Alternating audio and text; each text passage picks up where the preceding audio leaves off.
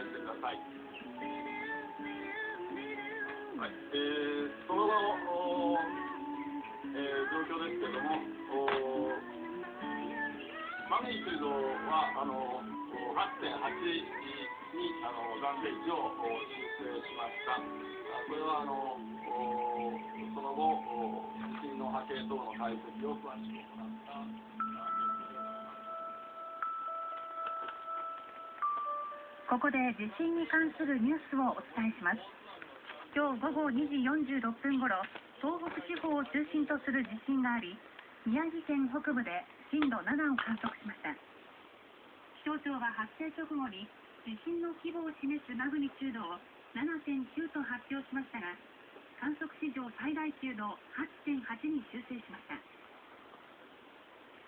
現在、大津波警報が発令されているのは、北海道から関東の太平洋沿岸、そして近畿では和歌山県の沿岸、徳島県の沿岸に大津波警報が出ています。これらの沿岸では直ちに高台など安全な場所へ避難してください。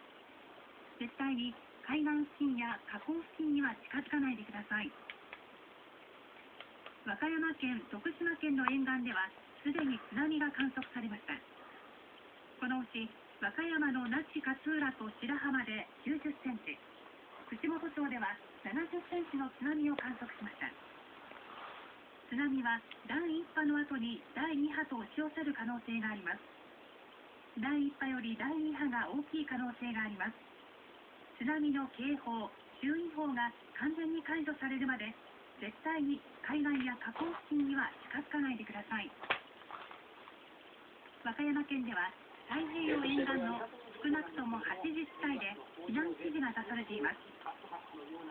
和歌山県田辺市は沿岸のおよそ8500世帯の2万人に避難指示を出しています。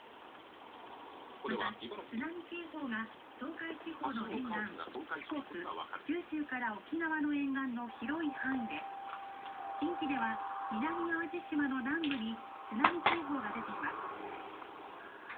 兵庫県の南淡路市は一部地域のおよそ1万人に避難勧告を出しています。これらの沿岸では直ちに高台など安全な場所へ避難してください。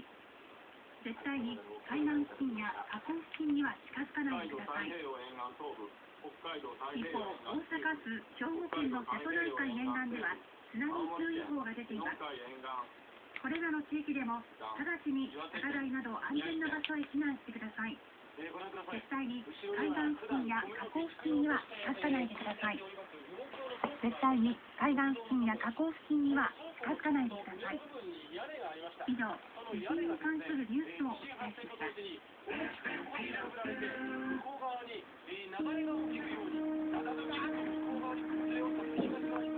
心は誰にも見えないけれど、心遣いは